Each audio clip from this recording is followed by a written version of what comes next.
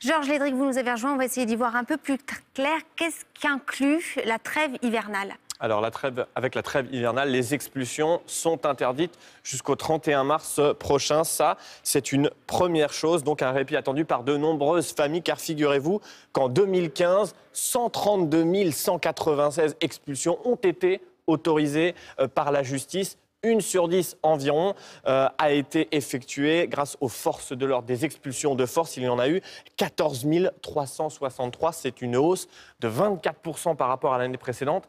C'est considérable. Pour la Fondation Abbé Pierre, il y a plusieurs raisons. Tout d'abord, la hausse des loyers, à la fois dans le parc public et privé. Et puis surtout, la montée de la précarité. Car si on regarde un petit peu le portrait de ces familles qui sont expulsées, il n'y a souvent qu'un seul salaire dans le foyer. Surtout, ce sont des travailleurs pauvres qui touchent à peine le SMIC et qui sont donc extrêmement vulnérables aux accidents de la vie, des licenciements, des accidents du travail ou des maladies par exemple. Merci Georges Lédric pour ces précisions. Nous avons sur ce plateau notre invité, Christophe Robert, bonjour.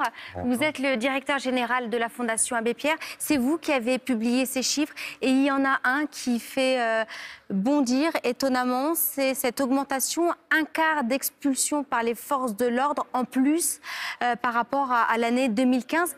Pourquoi ? Alors, des familles qui sont en plus grande difficulté, Georges nous l'a dit, mais quoi, des consignes ?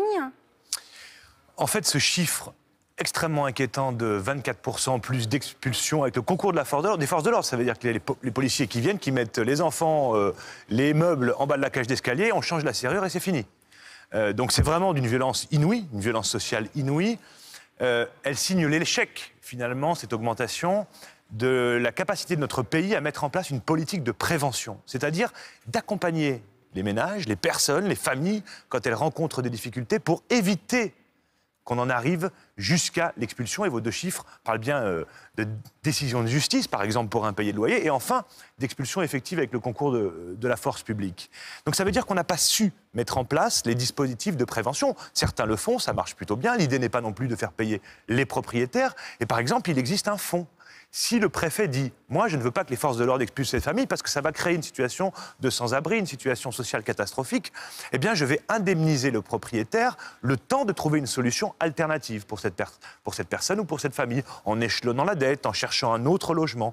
Ce fonds d'indemnisation des propriétaires, il a fortement diminué ces dernières années. Alors les préfets, du coup, peut-être, c'est une hypothèse, eh bien, facilitent, enfin, en tout cas donnent plus souvent l'autorisation de faire intervenir les forces de l'ordre dans la famille. Ces familles, ces couples, ces foyers expulsés de force qui arrivent chez eux, la porte est fermée, parfois ils ne peuvent pas récupérer leurs affaires. Ils deviennent quoi ? Ils vont où ? Ben c'est là où il y a un risque. C'est-à-dire qu'au fond, beaucoup font appel à la solidarité de proximité. On se fait héberger chez des amis, chez des voisins. On utilise ces petites économies pour aller passer une nuit à l'hôtel. Et ensuite, on appelle le 115. Mais le 115, ce numéro d'urgence pour les personnes à la rue, il est déjà surbooké. Enfin, on le voit tous les jours. À Paris aujourd'hui, c'est des centaines de personnes qui appellent et on ne leur propose pas de solution. Et c'est là où, au final, on peut peut-être les retrouver dans des systèmes d'hébergement, mais qui vont peut-être être plus coûteux que d'avoir mis en place un processus de prévention en amont.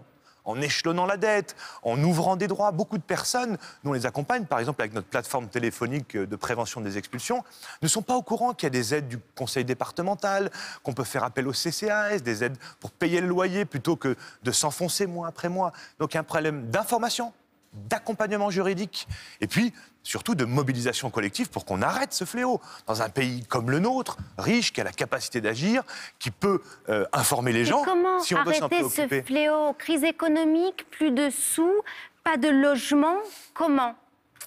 Beaucoup de choses. On peut intervenir, par exemple, très en amont, dès les premiers mois d'impayés. C'est-à-dire qu'il faut tout de suite intervenir pour pas que la dette soit trop importante, parce qu'après, c'est très difficile. Ensuite, établir des priorités. C'est-à-dire que si on a une famille qui est menacée d'expulsion dans les mois qui viennent ou à la fin de la trêve, et nous, on voudrait que cette trêve soit mise à profit pour aller au-devant de ces familles, de ces personnes, pour essayer de leur trouver des solutions, comme le disait le couple dans votre reportage. Autrement, en avril, c'est reparti de plus belle, et donc c'est la peur au ventre pendant 5 mois.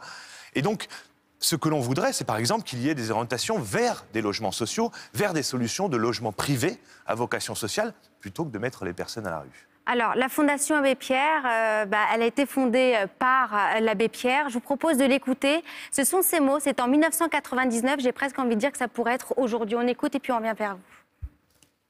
Quiconque a vu ce que c'est qu'une famille mise sur le trottoir, avec les quelques meubles, les papiers de famille, etc. Mais sur le trottoir, mais ne peut pas être révolté. Vous ne vous rendez pas compte qu'en laissant autour de Paris une telle quantité d'expulsés ou de sans-logis, sans domicile fixe, etc., en fait, c'est une ceinture comme de bombes qui est autour de Paris. Nous n'avons pas pris à sa juste place la priorité des priorités, qui est loger les vivants.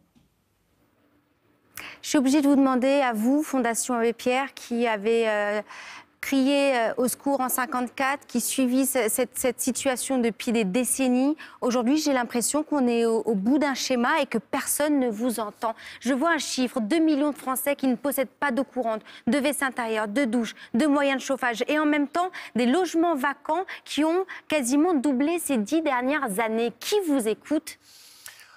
En fait, on ne peut pas dire que rien n'a été fait. La trêve, qui est issue du combat de l'abbé Pierre en 56. Cette trêve, c'est l'abbé Pierre qui l'a obtenue.